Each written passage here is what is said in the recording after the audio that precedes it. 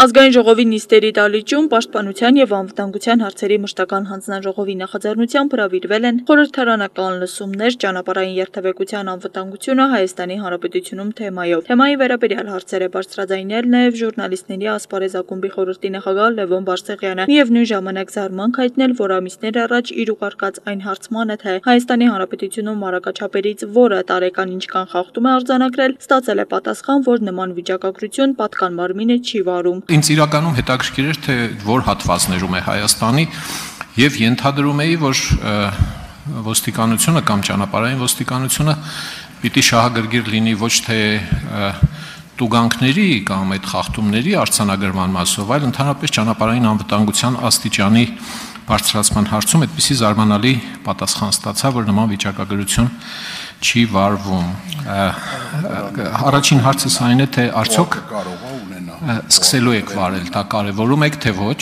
Հաջորդ հարցը վերաբերում էր Գյումրի-Երևան հյուսիս-հարավ ճանապարհահատվածին եւ Բարսեղյանի բնորոշմամբ այդ հատվածի ոչ նորմալ կարգավորումներին։ Խայտառակ վատ կարգավորումներով շինարարական բեռնատարներ օգտվում են ընդհանուր օգտագործման այդ ճանապարհից,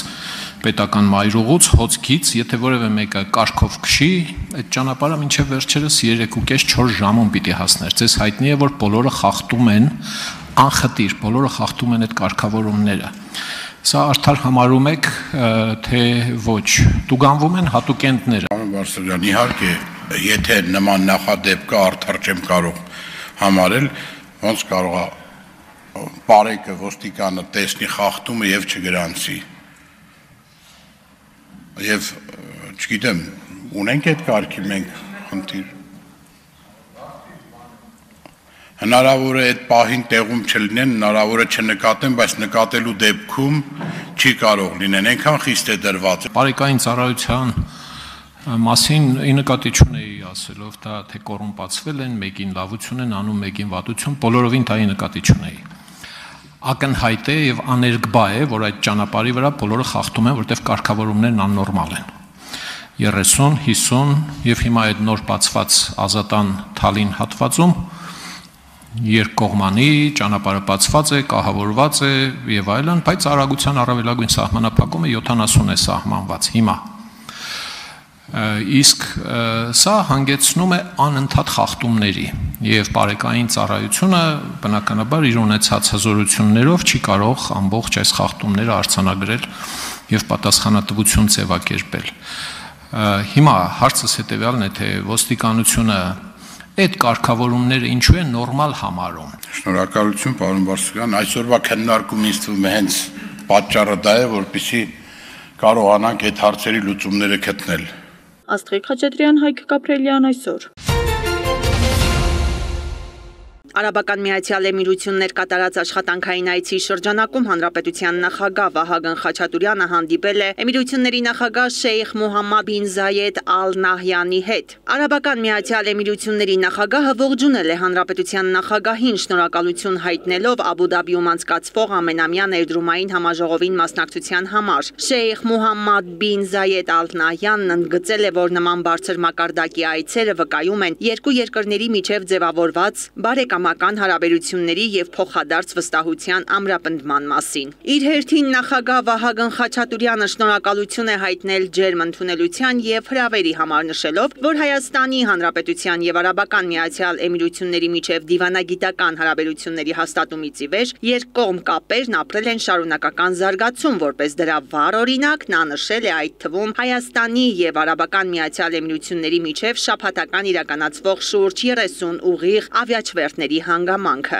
Հանդիպման ընթացքում նախագահները քննարկել են տարբեր բնագավառներում, մասնավորապես ենթակառուցվածքների եւ էներգետիկայի ոլորտներում փոխշահավետ համագործակցությունն ընդլայնելու հնարավորությունները։ Ներդրումային միջավայրի խթանման եւ համատեղ նախաձեռնությունների իրականացումն առավել արդյունավետ դարձնելու նպատակով անդրադարձ է կատարվել անհրաժեշտ քայլերի ակտիվացմանը։ Նախագահ Խաչատուրյանը բարձր է գնահատել Արաբական Միացյալ Էմիրությունների ձեռքբերումները տարբեր ոլորտներում, ընդգծելով, որ երկիրն օրինակելի է զարգացնում զարգացման իր մոտեցումներով եւ ռազմավարական տեսլականով։ Նա նաեւ նշել է, որ Աբու Դաբիի ամենամյա ներդրումային համաժողովն արդյունավետ հարթակ է պետությունների ու գործարար համայնքների ներկայացուցիչների, ներդրողների եւ ոլորտային կազմակերպությունների միջև կապերի ստեղծման եւ արդյունավետ փոխգործակցության խթանման համար։ Հանդիպման ավարտին նախագահները վերահաստատել են պատրաստակամությունը շարունակել խորացնել երկկողմ հարաբերությունները եւ բացահայտել նոր համագործակցային հնարավորություններ փոխադարձ հետաքրքրություն ներկայացնող բոլոր ոլորտներում։ Հայաստանի Հանրապետության նախագահ Վահագն Խաչատուրյանը Արաբական Միացյալ Էմիրություններ աշխատանքային այցի շրջանակում այցելել է Աբու Դաբիի Սրբոց Նահատակած եկեղեցի եւ հանդիպել Արաբական Միացյալ Էմիրությունների Կատարի եւ շրջակայից հայոց թեմի առաջնորդ Գերաշնորհ Տեր Մեսրոպ arczepiskopos Սարգիսյանի եւ համայնքի ներկայացուցիչների հետ։ Այցի ընթացքում անմիջական մթնոլորտում նախագահ Խաչատուրյանը ծանոթացել է համայնքի գործունեությանը։ Զրույցի ընթացքում քննարկվել են հայաստանյան եւ տարածաշրջանային արտի իրողությունները։ Հանդիպման ժամանակ կարևորվել է հայ համայնքի դերը ազգային ինքնության պահպանության ու նաեւ Հայաստան-Արաբական Միացյալ Էմիրություններ հարաբերությունների զարգացման գործում։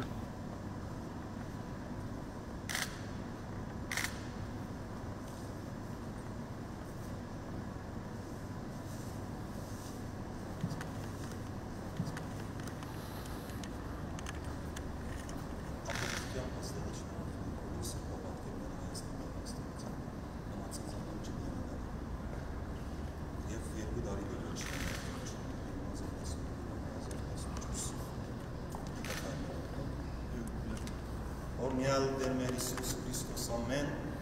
Հայր մեր, որ ելինս ես Սուրբ Էիցյան կո, եղես սարքայություն կո, եղից հունդամ կո, որպես Տանկի մեխանիկ վարուր Շարքային Մարտյան, ես է։ Ավագ լեյտենանտ Հովհաննես Նալբանդյանը զինվորականի մասնագիտությունը Պահեստազորի սպա հորից է ժառանգել։ Իմ հայրը 30 տարի եւ ավել ծառայել է զինված ուժերում, զբաղեցրել է տարբեր պաշտոններ, երբ որ բացում էի պահարանը եւ հայրիկիս այդ շորերը տենում էի կախած այդ մեդալները, որ տենում էի, միշտ իմ հայրիկով հպարտացել եմ ու ուզեցել եմ, որ եկոս մյուս օր իմ երեխաները ինձանով հպարտանա ու ոնց իմ հայրն է իմ համար օրինակ եղել, նույն ձևել ես իմ երեխայի համար օրինակ ծառայեմ։ Զրահապատ մեքենայի շքեղությունն ու մարտավարական հնարավորությունները, խլացնող հռնդյունն ու դաշտում մանյովրելու առանձնահատկություններն ինչ խոսք գրավիչ են, բայց միայն զրահամեքենայի խցիկում հայտնվելուց հետո ես հասկանում, որ երկաթե նժույգը կառավարելու համար տքնաջան աշխատանք եւ առանձնահատուկ հմտություններ են պետք։ Չափում եմ տեխնիկայի վաղելիքի քանակը,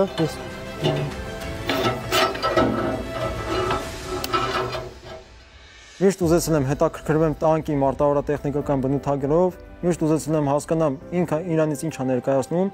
ու երբ որ սկսեցի ավելի մանրամասն շփվել տանկի հետ, հասկացա, որ ես երբեք սխալ որոշում չեմ կայացրել։ Տանկի անձնակազմում են հրամանատարը, նշանառու օպերատորն ու մեխանիկ վարորդը։ Նրանք բոլորն են տանկիստ, բայց յուրաքանչյուրն ունի իր հստակ պարտականություններն ու կոչված է հստակ գործողություններ կատարելու։ Տանկային դասակի հրամանատար ավագ լեյտենանտ Նալբանդյանն իր ստորաբաժանման անձնակազմն է ներկայացնում։ Թույլ տվեք ձեզ ներկայացնել տանկի անձնակազմի հետ տանկի հրամանատար Սերժանտ Ներսիսյան։ Ես։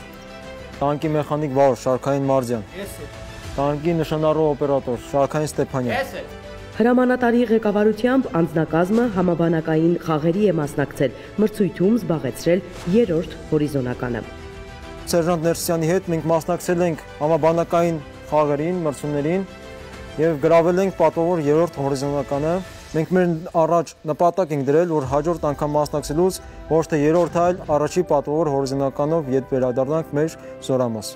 Ի պատասխան հարցից, թե ինչ է անհրաժեշտ լավ տանկիստ լինելու համար, Հովհաննես Նալբանդյանն ընդգծում է, առաջին հերթին անհրաժեշտ է լավ սպա լինել, իսկ սա երևի թե մի ողջ կյանքի վաստակ է։ Ինքն իր հոր, իր դասախոսների եւ հրամանատարների օրինակով է համոզվել։ Այսօր իրեն վստահված դասակի հրամանատարի խիստ պատասխանատու եւ զորային ծառայության հիմնաքարը հանդիսացող պաշտոնը Վազգեն Սարգսյանի անվան ռազմական ակադեմիայում ուսումնառության 4 տարիների ընթացքում ստացած գիտելիքների ու զորավարժադաշտերում քրտնաջան անխոնջ աշխատանքի արդյունքն է համարում։ Ինչ-որ զինվորը 2 տարի իր ծառայության ընթացքում գտնվելով զինված ուժերում, ինչ-որ ինքը ապրում է, ինչ-որ ինքը զգում է ծառայության ընթացքում, մենք այդ ամեն ինչը զգացել ենք 4 տարի ու նույն ձևի զինվորի նման 4 տարի ենք ապրել, այդ ծառայությունը այդ ամեն ինչը զգացել, այդ տնից հեռու լինելը, ծնողին կարոտ լինելը, ընկերուհուն կարոտ լինելը։ Ու այդ ժամանակ մենք ավելի լավ ենք հասկանում զինվորի հոգեբանությունը ու ավելի հեշտ է ղեկավարել այդ պարագայում զինվորին։ Իսկ ինչ է անհրաժեշտ դասակի հրամանատարի պաշտոնում հաջողելու եւ ենթակա ստորաբաժանման անձնակազմի հետ արդյունավետ փոխգործակցություն կառուցելու համար։ Ուշադրություն։ Երու։ Զինվորական ծառայության մեջ դասակի հրամանատար պաշտոնը կարելի ասել զինվորին ամենամոտիկ պաշտոնն է, որպես բա դու էլ ավելի լավ ես հասկանում զինվորի հոգեբանությունը, զինվորը ինչ է մտածում։ Առաջին հերթին սպան պետք է լինի լավ հոգեբան, երկրորդ հերթին պետք է այնպեսի սպա լինի, որ պետք է սպային հարգի զինվորը դիմացի կայնած։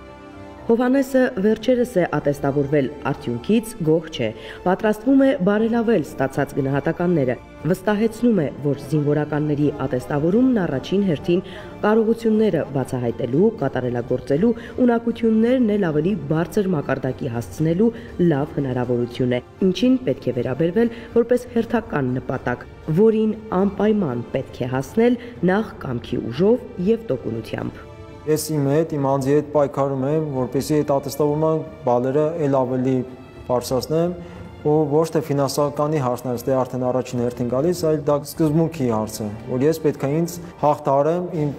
ողջ ուժերս դնեմ եւ այլ ավելի բարձր բալերով ատեստավորեմ։ Տանկային դասակի հրամանատար ավագ լեյտենանտ Հովհաննես Նալբանդյանի սկզբունքն է այսպիսին՝ կենսակերպը, որով իբրև հրամանատար փորձում է օրինակ ծառայել առաջին հերթին իր ստորաբաժանման զինծառայողներին։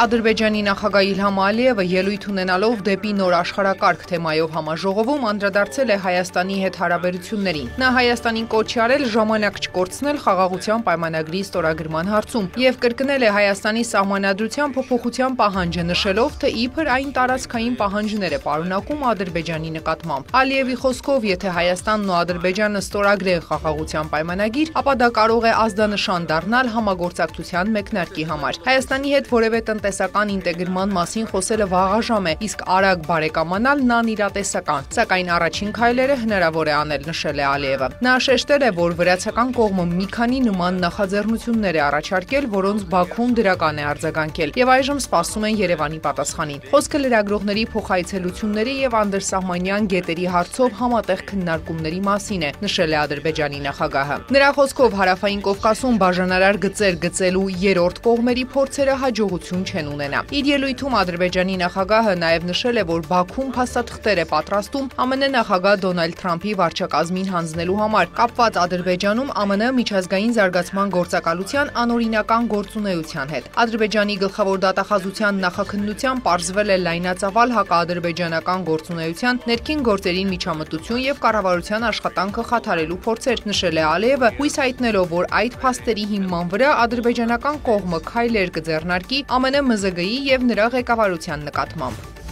Ռուսաստանի եւ Միացյալ Նահանգների պատվիրակությունները ապրիլի 10-ին Ստամբուլում կքննարկեն երկու երկրի դիվանագիտական առաքելությունների աշխատանքը։ Հանդիպման օրակարգում ներառված չեն քաղաքականության, անվտանգության եւ Ուկրաինայի շուրջ ստեղծված իրավիճակին վերաբերող հարցեր։ Ճեպազրույցում պետդեպարտամենտի մամուլի ծառայության ղեկավար Թեմի Բրյուսը հայտարարել է, որ բանակցությունները նվիրված են բացառապես երկու երկրի դեսպանատների աշխատանքին։ Ավելի վաղ Ռուսաստանի արտգործնախարարությունից հայտնել էին, որ Ստամբուլում խորհրդակցությունների երկրորդ փուլում ռուսական պատվիրակությունը կգլխավորի Վաշինգտոնում դեսպան Ալեքսանդր Դարչիևը, իսկ ամերիկյան պատվիրակությունը պետքարտուղարի Եվրոպայի եւ Եվրասիայի հարցերով փոխտեղակալ Սոնատա Կուլտերը։ Նախորդ ռուս-ամերիկյան խորհրդակցությունները տեղի են ունեցել Ստամբուլում փետրվարի 27-ին։ Ուկրաինայի արտաքին գործերի նախարար Անդրեյ Սիբիան հայտարարել է, որ Կիևը հստակեցրել է Միացյալ Նահանգների հետ հանածոների վերաբերյալ համաձայնագրի տեքստի իր տարբերակը։ Նա նաև հայտարարել է, որ ուկրաինական կողմը վերջնական տեսքի է բերում բանակցային խմբի կազմը, որը շուտով կմեկնի Վաշինգտոն ամերիկյան կողմի առաջարկած համաձայնագրի տեքստի առարկայական քննարկման համար։ Սիբիան ընդգծել է, որ ապագա համաձայնագիրը պետք է լինի փոխշահավետ, համապատասխանի կողմերի շահերին եւ չպետք է հակասի Ուկրաինայի եվրաինտեգրման քաղաքականության գործունեությանը։ Ուկրաինական դիվանագիտության ղեկավարը նաև հաստատել է, որ գործընթացին աջակցելու համար բանակցային թիմում ներգրավվել է առաջատար իրավաբանական ընկերություններից մեկը։ Չինաստանը ցանկանում է առևտրային գործարք կնքել Միացյալ Նահանգների հետ, հայտարարել է ԱՄՆ նախագահ Դոնալդ Թրամփը ելույթ ունենալով Հանրապետական ազգային կոմիտեի համար դրամահավաքի միջոցառմանը։ Նա ընդգծել է, որ Վաշինգտոնը 104% մաքսատուրքեր կսահմանի չինական ապրանքների վրա, քանի դեռ Պեկինն առևտրային գործարք չի կնքել Միացյալ Նահանգների հետ։ Կարծում եմ, ինչ-որ պահի նրանք գործարք կկնքեն։ Նրանք ցանկանում են դա անել, պարզապես չգիտեն, թե ինչպես սկսել, քանի որ շատ հպարտ են, ընդգծել է Թրամփը։ Սպիտակ տան մամուլի քարտուղարն էլ վստահեցրել է, եթե Չինաստանը ձեռք մեկնի, Թրամփն ընդառաջ կգնա։ Նա հաստատել է, որ Միացյալ Նահանգները Չինաստանի համար 104% մաքսատուրք կսահմանի չորեքշաբթի առավոտյան, եթե Պեկինը չվերացրեց իր պատասխան մաքսատուրքերը ամերիկյան ապրանքների վրա մինչև Թրամփի սահմանած վերջնաժամկետը։ Ոչ ոք չի հաղթում առևտրային պատերազմում, հայտարարել է ՄԱԿ-ի գլխավոր քարտուղար Անտոնիո Գուտերեշը, նախազգուշացնելով զարգացող երկրների համար լրացուցիչ մաքսատուրքերի կործանարար ազդեցության մասին։ Առևտրային պատերազմները չափազանց բացասական են, ինձ հատկապես անհանգստացնում են ամենախոցերի զարգացող երկրները, որոնց վրա ազդեցությունն ավելի կործանարար կլինի, հայտարարել է ՄԱԿ գլխավոր քարտուղարը։ Իր ելույթում Գուտերեշն անդրադարձել է Գազայում տիրող իրավիճակին։ Նա մերժել է Գազայի հատվածում օգնության մատակարարումները վերահսկելու Իսրայելի նոր առաջարկը։ Թույլ տվեք հստակ ասել, մենք չենք մասնակցի որևէ պայմանավորվածության, որը չի հարգի մարդասիրական սկզբունքները՝ մարդասիրություն, անաչառություն, անկախություն եւ չեզոքություն, ասել է Գուտերեշը լրագրողներին։ Գազայի հատվածը սպանության դաշտ է եւ խաղաղ բնակիչները գտնվում են մահվան օղակում, նշել է Գուտերեշը, հավելելով, որ անկլավ մարդասիրական օգնության մուտքն արգելափակված է։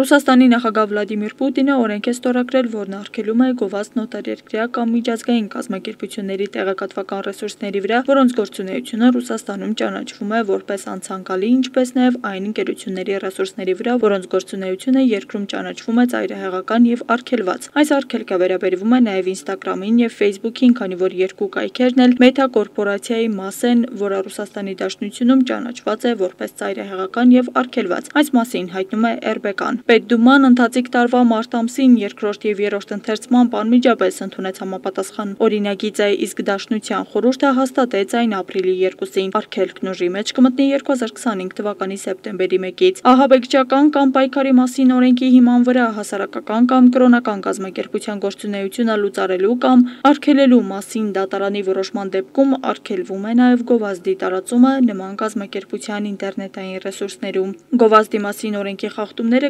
նշանակեն տուգանքներ կախված խախտողի կարգավիճակից։ Խախտման համար ֆիզիկական անձանց սպառնում է մինչև 2500 ռուբլի տուգանք, պաշտոնատար անձանց մինչև 20000 ռուբլի, իսկ իրավաբանական անձանց մինչև 500,000 ռուբլի տուգանք։ Աստղիկ Խաչատրյան, Հայկ Կապրելյան, այսօր։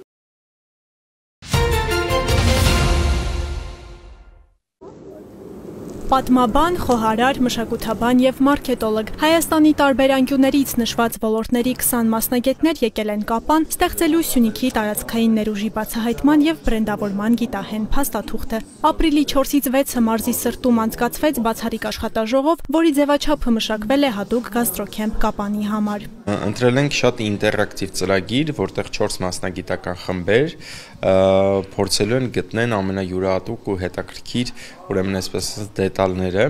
Կապանի իր հարակից գյուղերի ու այդ ամեն ինչը ճիշտ փաթեթավորեն նաև հետագայում օգտագործելու նպատակով։ Գաստրոքեմփ նախագծի համահիմնադիր Արայիկ Ամզայանը կարևորում է մարզերում նման միջոցառումների կազմակերպումը։ Ինչու հենց Կապանն ընտրվեց այս անգամ, պարզաբանում է։ 300 կիլոմետր հեռավորության վրա եւ ավել միգուցե կա մի քաղաք, որը իսկապես քաղաք է, ապրում է քաղաքային կյանքով, ունի ամեն ինչ հարմարավետ քաղաքային կյանք ունենալու համար եւ իհարկե շատ կզարմանան մարդկանցից, այսինքն մենք շատ տպավորված էինք կապանցիներից, այդ հետաքրքիր պատրաստական, հյուրընկալ, լավ, ուրեմն մարդկանցից, ովքեր որ ուղղակի շատ հեռու են Երևանից ու շատերը իրենց չեն ճանաչում։ Որտեղ այցելել եւ ինչ համտեսել Սյունիքում, որոնք են ամենանշանավոր պատմությունները եւ առասպելները, մեծ ներուժ ունեցող գյուղերն ու բնակավայրերը կբացահայտեն ոլորտի լավագույն մասնագետները։ Խոհարարները, բաղադրատոմսեր, մարքետոլոգները, բիզնես գաղափարներ կտան։ Շատ կարևոր մթերքներ կան, որոնք որ մարդիկ շատ քիչ են օգտագործում, այսպես ասած, մենք նենց կանենք, որ այդ ամեն ինչը ավելի տարածում գտնի, ասենց ասած։ Քարտեզը դիտարկենք ոչ միայն քաղաքներով, նաև գյուղերով, որպեսզի գյուղերին բնորոշ ուտեստներ մենք ֆիքսենք, դա հետաքրքիր է նաև տուրիստների համար։ Արդեն իմ երևի 3-4 այցն է, այս անգամ ավելի մասնագիտական խորհրդատվություն կկարողանամ տրամադրել։ Ընդհանուր առմամբ մարզը շատ սիրուն է, Կապան քաղաքը ֆանտաստիկ բնություն ունի եւ մշակութային արժեքներ, իմ մասով կարծում եմ հյուրանոցների մասով կարիք կա միջազգային ստանդարտների եւ որակի բարելավման։ Ես ուզում եմ Հայաստան փոխվի այն կարծրատիպը, որ մենք կարող ենք միայն Տավուշ, Դիլիջան գնալ ու թեքվենք դեպի այս կողմ, որովհետեւ նույն ռեգուլար թռիչքները արդեն մեզ այդ հնարավորությունը տալիս են 40 րոպեում հայտնվել ամենասիրուն մարզերից մեկում։ Կապանցի պատմաբան Գրիշա Սմբատյանը եւս ներդրումը կունենա զբոսաշրջային քարտեզի կազմման աշխատանքներում։ Նրա խոսքով կան իրադարձություններ, որոնք մեր պատմության սպիտակ էջերն են եւ արժանի են լուսաբանման։ Ես կաշխատեմ այստեղ համոզել մեր գոլեգաներին, ինձ հետ նաեւ լուրջ մարդիկ են, պատմաբաններ, շատ խելացի տղաներ են, անձամբ ճանաչում եմ,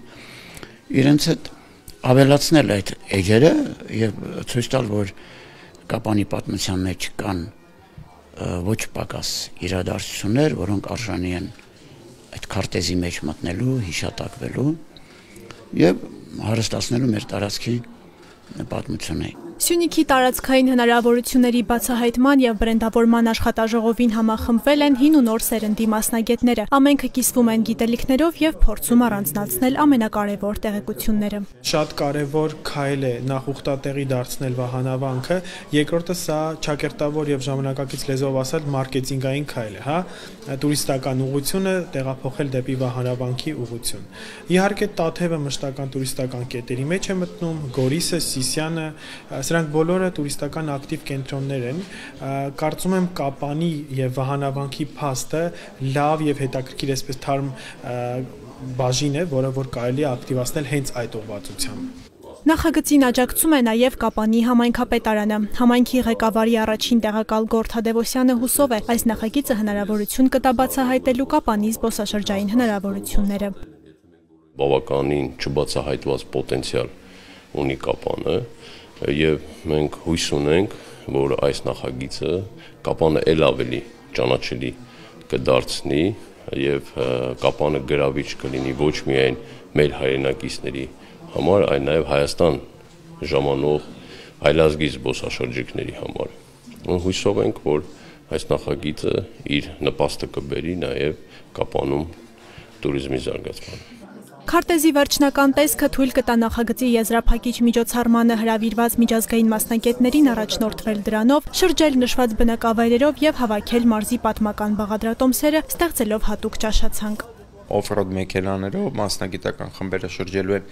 այս օրերին մշակվող քարտեզի ճանապարհով, ստուգեն դրանց իսկապես հետաքրքրությունը եւ պոտենցիալը, մտնեն եւ տեսնեն այն տեղերը, որոնք որ այսօր մենք կվերցանենք ու կֆիքսենք, փորձեն են մթերքներն ու բաղադրիչներն ու ուտեստները, որը որ մենք այսօր այդ ամեն ինչը կստանանք, եւ արդեն դրա ուրեմն կուլմինացիոն պահը կլինի շատ հետաքրքիր ու գեղեցիկ ընթրիքը Կապանյան բնության գրկում, որը որ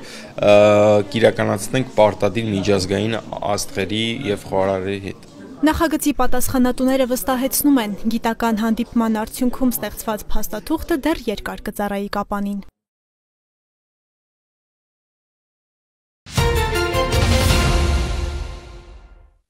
Մարտունու տարածաշրջանային եւ բժշկական քոլեջների ուսանողները, դպրոցականները մարդու իրավունքների պաշտպանի հետ հանդիպմանը քննարկում են կրթության իրավունքին, իրավահավասարությանն ու հակախտրականությանն առնչվող հարցեր, երիտասարդների լիարժեք ներգրավվածությունն ապահովելու համար պանելային քննարկումը հենց նրանք են վարում։ Հանդիպման գաղափարը ծագել էր մարդու իրավունքների պաշտպանի Մարտունի կատարած նախորդ այցի ժամանակ։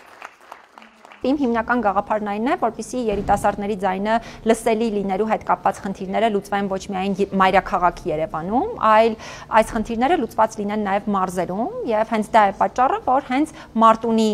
քաղաքում ենք այս պահին այս միջոցառումը կազմակերպում Մարտունու երիտասարդների ներգրավմամբ։ Ներկայացնում եմ Գեղարքունիքի տարածաշրջանային պետական քոլեջը։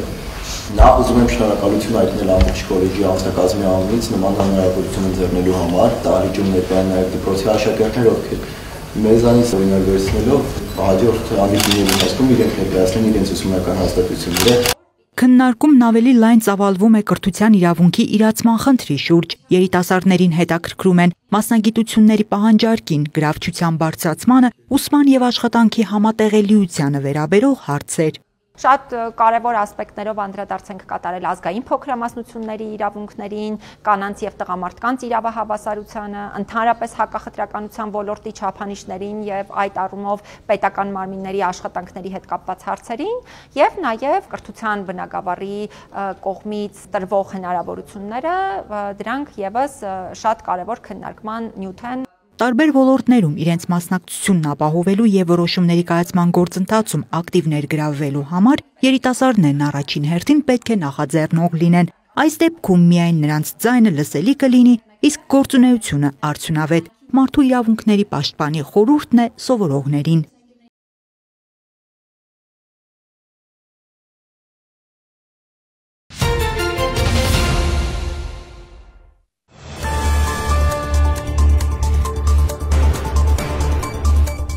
Գնդապետ, բարեկային ծառայության Երևան քաղաքի գնդի երկրորդ գումարտակը ուժեղացված ծառայության դուրս գալուց առաջ հրանգավորման նպատակով շարված է։ Զեկուցող գնդի հրամանատար Իսախանյան։ Ողջույն է։ Ողջույն, պարոն գնդապետ։ Հասարակական կարգի պահպանության, հանցագործությունների եւ այլ իրավախախտումների կանխման ու բացահայտման, ճանապարհային երթևեկության անվտանգության ապահովման առումով առանցքային նշանակություն ունեն ուժեղացված ծառայությունները։ Այս նպատակով էլ ապրիլի 4-ին, 5-ին եւ 6-ին ներքին գործերի նախարարության, ոստիկանության, բարեկային ծառայության, մայրաքաղաքի եւ մարզերի ստորաբաժանումներն իրականացրել են ուժեղացված ծառայություն։ Արդյունքում մայրաքաղաքում պարեկներն արձանագրել են 559 իրավախախտում, որոնցից 19 տրանսպորտային միջոցը ոչ ստապ 52-ը առանց վարորդական իրավունքի վկայականի վարելու դեպքեր են։ 16 անձ ավտոմեքենան վարել է առանց ապա պայմանագրի, 9 մկեցված կողային ապակիներով։ Քիչ չեն դեպքերը, երբ վարորդները վարելիս ծխել են կամ օգտվել բջջային հեռախոսից։ 41 վարորդ ծխելու, իսկ 24-ը բջջայինից օգտվելու համար ենթարկվել է վարչական պատասխանատվության։ 15 ավտոմեքենա տեղափոխվել է պահպանվող հատուկ տարածք։ Երրորդյա ուժեղացված ծառայության ընթացքում տարբեր կասկածանքներով Երևանի պարեկները ձերբակալել եւ տարածքային բաժիններ են տեղափոխել 10 անձի։